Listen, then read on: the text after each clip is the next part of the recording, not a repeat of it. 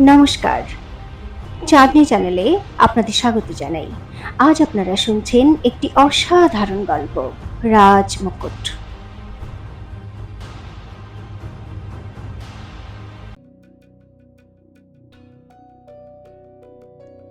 মোহিনীর কথা শুনে চন্দ্রাবতী ঝটকা লাগলো, আর গার্গী হতভম্ব হয়ে গেল। বীরেন্দ্র প্রতাপ রাগে হাত মুঠো করে নিল। মোহিনী! ও দাঁত পিষতে পিষতে বলল, কি বলছো তুমি? তুমি কি সজ্ঞানে আছো? তুমি রাজমাতার উপর অনেক বড় দোষারোপ করছো। আমি এখনো পর্যন্ত তোমার স্পর্ধা সহ্য করছিলাম, কারণ আমার মনে হচ্ছিল যে তুমি উর্বশীর মৃত্যুতে শোকাহত। কিন্তু এখন তো তুমি তোমার সীমা লঙ্ঘন করছো। আমি কোনো সীমা লঙ্ঘন করিনি মহারাজ। মোহিনী রেগে গিয়ে বলল, এটা সত্যি যে আমি লুকিয়ে লুকিয়ে উর্বশীর সঙ্গে দেখা করতে গেছিলাম, কিন্তু ওকে মারতে নয়, বরং এটা দেখতে গেছিলাম যে ও কি অবস্থায় আছে। ওর শরীর ভালো ছিল না, ওর পেটের নিচের দিকের অংশে প্রচন্ড ব্যথা করছিল। আমি ঘাবড়ে গিয়েছিলাম কোথাও ওর গর্ভপাত না হয়ে যায়। আমি দ্রুত রানীমহলে ফিরে এলাম, যাতে রাজবৈদ্যর কাছ থেকে উর্বশীর জন্য কোনো ওষুধ নিতে পারি। চন্দ্রবতী মাঝখানে বলে উঠল, তো রাজমাতা কিভাবে জানতে পারলেন যে উর্বশীর গর্ভপাত হতে চলেছে? তুমি কি ওনাকে জানিয়েছিলে? মোহিনী বিদ্রুপের সঙ্গে বলল, আমি কেন বলবো? রাজমাতার নিজস্ব গুপ্তচর আছে, সবিতা। সে তো সব কিছুর উপর নজর রাখে। সেই বলেছে হয়তো রাজমাতাকে যে উর্বশী আর ওনার কোনো কাজেই আসবে না। আমি ওকে কোনো ওষুধ দেবার আগেই রাজমাতা ওকে মেরে ফেলেছে। ওর কথা শেষ হওয়ার সঙ্গে সঙ্গেই চন্দ্রবতী বলল, যদি তাই হয় তো তুমি উর্বশীর হত্যার জন্য আমাকে দোষারোপ কেন করলে? কারণ তুই আসল অপরাধী, মোহিনী বলে উঠল। তুই উর্বশীর খাবারে এমন কিছু মিশিয়ে দিয়েছিলি যাতে ওর গর্ভপাত হয়ে যায়। তোরা সবাই একজোট হয়ে গেছিস। তুই আর এই রাজমাতা মিলে উর্বশীকে মেরে ফেলেছিস।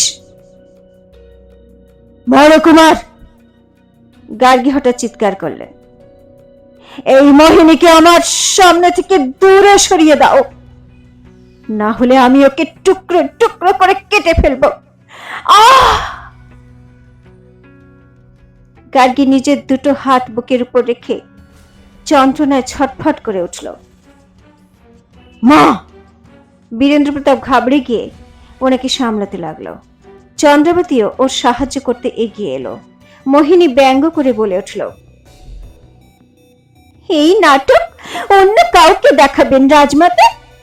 আপনি আপনি আপনার পাপের শাস্তি নিশ্চয়ই পাবেন।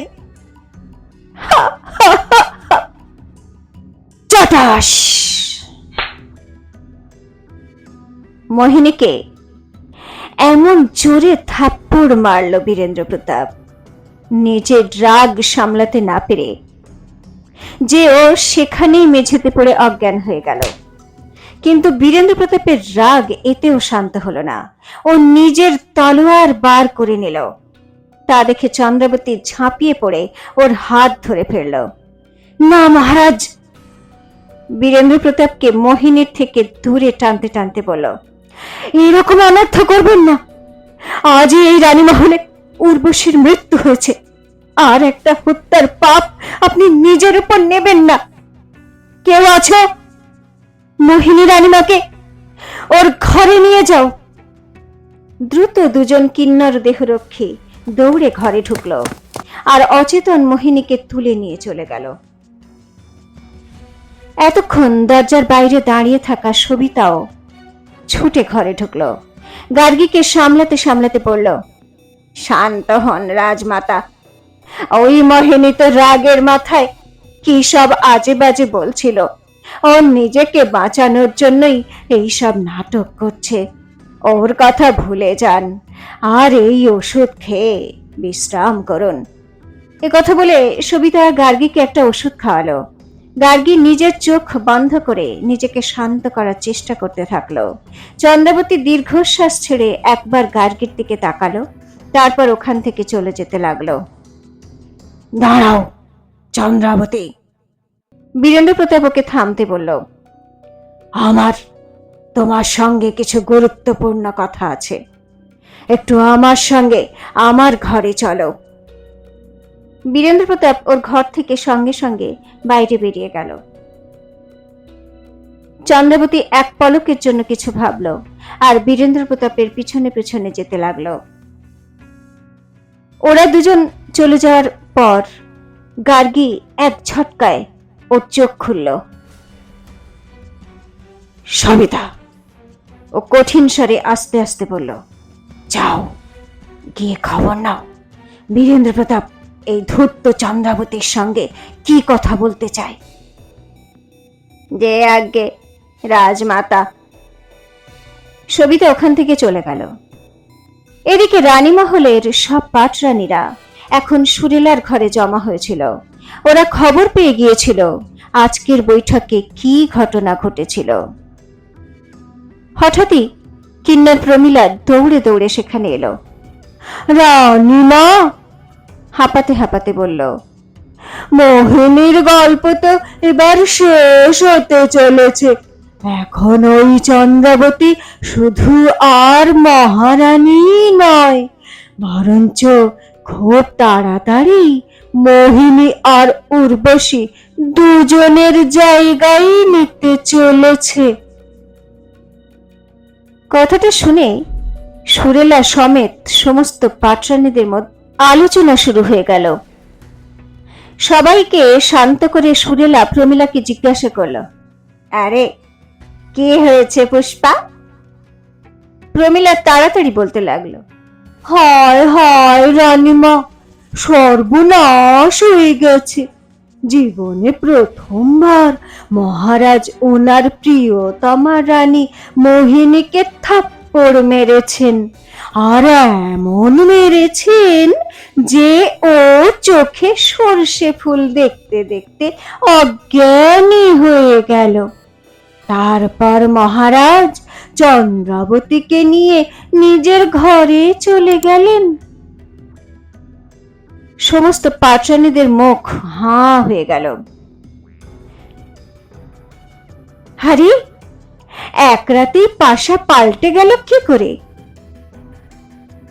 এই সবই ওই ধূর্ত চন্দ্রাবতীর তৈরি করা ষড়যন্ত্র। ওই উর্বশীকে হত্যা করেছে আর মোহিনীকে ফাঁসিয়ে ওর কাহিনী খতম করে দিতে চাইছে। পাটরানীদের মধ্যে এরকম কথা আলোচনা হতে লাগলো, কিন্তু সুরেলার কপালে চিন্তার রেখা ফুটে উঠল। ওদিকে রানীমহল থেকে বেরিয়ে চন্দ্রাবতী বীরেন্দ্র প্রতাপের পিছনে পিছনে ওর ঘরে গিয়ে পৌঁছল। বীরেন্দ্র প্রতাপ নিজের পালঙ্কে বসার সঙ্গে সঙ্গে রূপোর পাত্র থেকে সুরা পেয়ালায় ঢালতে লাগলো।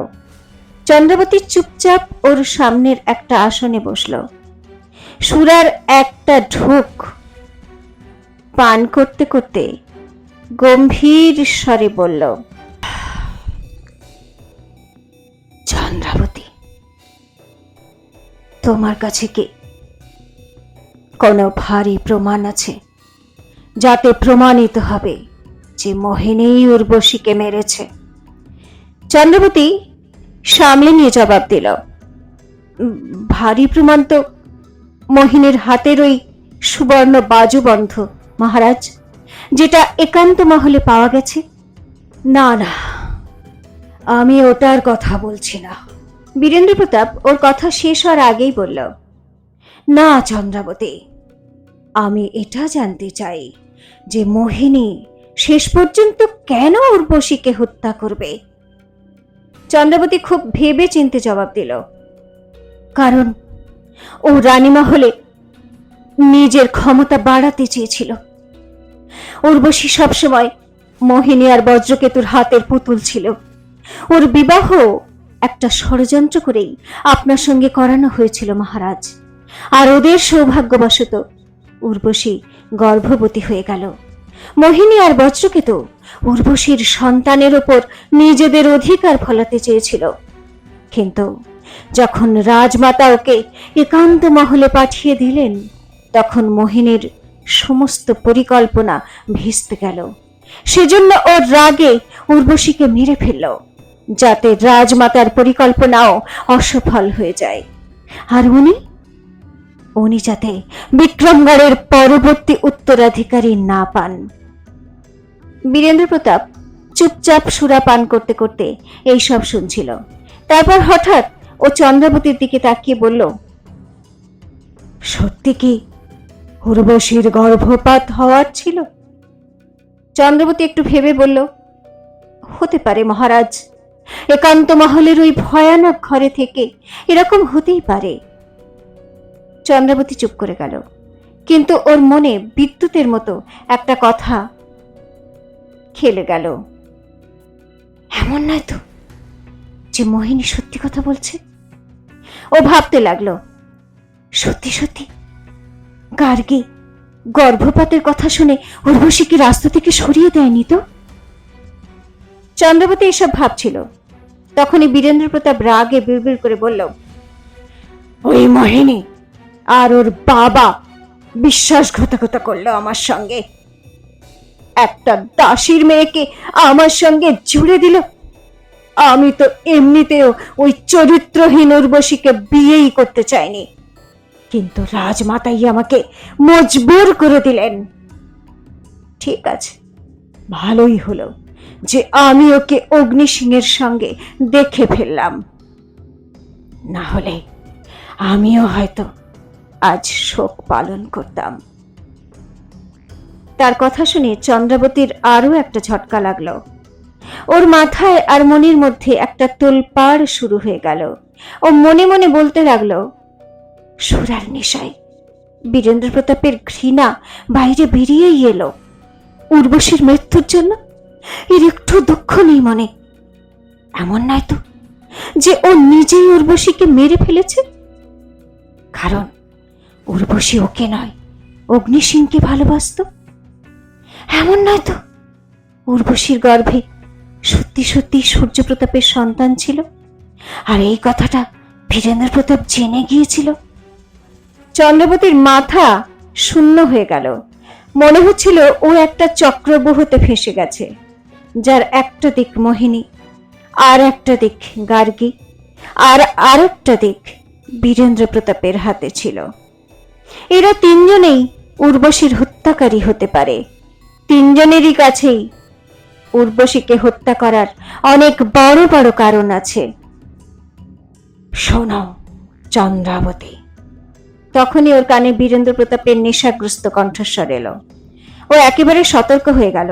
বীরেন্দ্র প্রতাপ নিজের জন্য আরো একটা পেয়ালা ভরতে ভরতে বলল, তুমি আমার প্রতি পদে পদে সঙ্গ দিয়েছ চন্দ্রাবতী, শুধু আমার প্রাণী বাঁচাওনি, কাল তো তুমি ওই ভণ্ডতান্ত্রিকের পর্দা ফাঁস করে আমাকে আমার শত্রুর হাত থেকেও বাঁচিয়েছ। কিন্তু আমি এতটা অকৃতজ্ঞ যে সব কিছু ভুলে গিয়ে ওই ধূর্ত মোহিনীর জালেই আটকে থাকলাম। কিন্তু এমন আর হবে না। আমি এক্ষুনি মোহিনীকে এখান থেকে তাড়িয়ে দিচ্ছি। এখনো না তো আমার পাটরানী থাকবে, আর না রানী মহলে থাকবে। এবার ওকে ওই একান্ত মহলে গিয়ে থাকতে হবে, এটাই ওর শাস্তি। বলতে বলতে বীরেন্দ্র প্রতাপ রাগে কাঁপছিল। বীরেন্দ্র প্রতাপের এই সিদ্ধান্তের সঙ্গে মোহিনীর নাম মুছে যেতে বসেছিল, কিন্তু চন্দ্রাবতীর না জানি কেন এটা ঠিক মনে হচ্ছিল না। বারবার ওর মনে একটা সন্দেহ জন্ম নিচ্ছিল। বীরেন্দ্র প্রতাপ উঠে টলমল পায়ে চন্দ্রাবতীর কাছে আস্তে আস্তে বলল, তোমার মনে আছে চন্দ্রাবতী, আমি একবার তোমাকে বলেছিলাম যে তোমার ইচ্ছার বিরুদ্ধে তোমাকে আমি স্পর্শ করব না। আমি আজও ওই কথাতেই স্থির আছি, কিন্তু আজ তোমাকে আরো একটা কথা বলতে চাই। আমি কাল পর্যন্ত আমার এই ঘরে যে জায়গা মোহিনী বা উর্বশীর জন্য ছিল, সেটা এখন থেকে তোমার। তুমি চাইলে আমার সঙ্গে সময় কাটাতে পারো। চন্দ্রবতীর মাথায় যেন ঝড় উঠল। এটা কি বীরেন্দ্র প্রতাপের নতুন কোন ষড়যন্ত্র? ও আবারও ভাবতে থাকলো, নাকি আমার সঙ্গে শোবার জন্য নাটক করছে, নাকি নেশার জন্য এসব আবল তাবল বকছে। বীরেন্দ্র প্রতাপ ওর কাছে এসে ধীরে ফিসফিস করে বলল, আমার সঙ্গে আজ পর্যন্ত সবাই বিশ্বাসঘাতকতাই করেছে চন্দ্রাবতী, শুধু তুমি ছাড়া। আমি এখন আর না কাউকে বিশ্বাস করতে পারি, আর না বিশ্বাস করতে চাই। আজ এতদিন পর বীরেন্দ্র প্রতাপকে নিজের কাছে দেখে চন্দ্রাবতীর হৃদস্পন্দন বেড়ে গেল। কিন্তু বীরেন্দ্র প্রতাপের চরিত্র ও খুব ভালো করে জানত। ও নিজেকে সামলে নিয়ে বলল, আপনি আপনি শুয়ে পড়ুন মহারাজ, রাত অনেক হয়েছে। ও বীরেন্দ্র প্রতাপের ঘর থেকে বেরিয়ে দ্রুত পায়ে রানীমহলের দিকে চলে গেল। চন্দ্রাবতী রানীমহলে ঢোকা মাত্রই অন্ধকার থেকে একটা ছায়া বের হলো আর চন্দ্রাবতীকে ধরে একটা কোনায় নিয়ে গেল। চন্দ্রাবতী হকচকিয়ে গেল। আরে ভয় পেও না, আমি অগ্নি। এ সত্যিই অগ্নি ছিল। ওকে চিনে নিয়ে চন্দ্রাবতী অবাক হয়ে জিজ্ঞাসা করলো, তুমি এখানে চোরের মতো কেন ঢুকেছ? তোমাকে রক্ষা করার জন্য। অগ্নি সিং গভীর শ্বাস নিয়ে বলল, কারণ ওই সবিতা তোমার উপর গোয়েন্দাগিরি করছে। এ কথা চন্দ্রাবতী তাচ্ছিল্য করে বলল, এসব আমি জানি, কিন্তু তাতে আমার কিচ্ছু যায় আসে না। কিন্তু আমার যায় আসে। অগ্নি সিং ওর কথা থামিয়ে দিয়ে বলল, অঙ্গরক্ষক আমি তোমার। আর বলো, বীরেন্দ্র প্রতাপ কি বলছিল তোমাকে? কেন নিয়ে গেছিল তোমাকে ও নিজের ঘরে? আর উর্বশীর হত্যা কি সত্যি সত্যি মোহিনী করেছে? চন্দ্রাবতী এদিক ওদিক দেখে বলল, এখানে নয়, এসো আমার সঙ্গে, ঘরে এসো। ওরা দুজন অন্ধকারে লুকিয়ে লুকিয়ে ওখান থেকে চলে গেল। কিন্তু কিছু দূরে লুকিয়ে সবিতা সব দেখছিল। সবিতা দ্রুত গার্গীর ঘরে ঢুকলো, আর যখন ও সবকিছু বলল তখন গার্গীর মাথা চিন্তায় ভারী হয়ে গেল। আমি তো আগে থেকেই জানতাম। ও নিজের দাঁত পিষতে পিষতে বলল, বীরেন্দ্র প্রতাপের স্বভাব আমি খুব ভালো করে জানি। ও নিজের মনোরঞ্জন করার জন্য কাউকে না কাউকে ওর দরকার। সেজন্য ও চন্দ্রাবতীর কাছে যাওয়ার চেষ্টা করছে। কিন্তু ওই বোকাটা জানে না যে ও আগুন নিয়ে খেলতে যাচ্ছে। সবিতা বলল, তাহলে আপনি শিগগির কিছু চেষ্টা করুন, না হলে সবকিছু পুড়ে ছাই হয়ে যাবে। চিন্তা করো না সবিতা, গার্গী ধীরে বলল, চন্দ্রাবতী আর বীরেন্দ্র প্রতাপের মিলন তো আমি কোনো কিছুর মূল্যেই হতে দেব না। বিক্রমগড়ের এই শাসন ব্যবস্থা বজায় রাখতে যদি আমি বলিদান দিয়েই থাকি, তো বলিদান নিয়েছিও অনেক। কিন্তু এর সঙ্গে সঙ্গে ওই সাপের বাচ্চা অগ্নি সিংকেও রাস্তা থেকে চিরদিনের মতো হটাতে হবে। তো এখন কি পদক্ষেপ নিতে চলেছে রাজমাতা গার্গী? সত্যি কি বীরেন্দ্র প্রতাপ চন্দ্রাবতীর কাছে আসতে চাইছে, নাকি এটা ওর কোনো ষড়যন্ত্র? আর কেই বা উর্বশীর আসল হত্যাকারী? জানার জন্য শুনতে থাকুন রাজমুকুট, এক ঐতিহাসিক প্রতিশোধ, শুধুমাত্র চাঁদনীর সঙ্গে, চাঁদনী চ্যানেলে।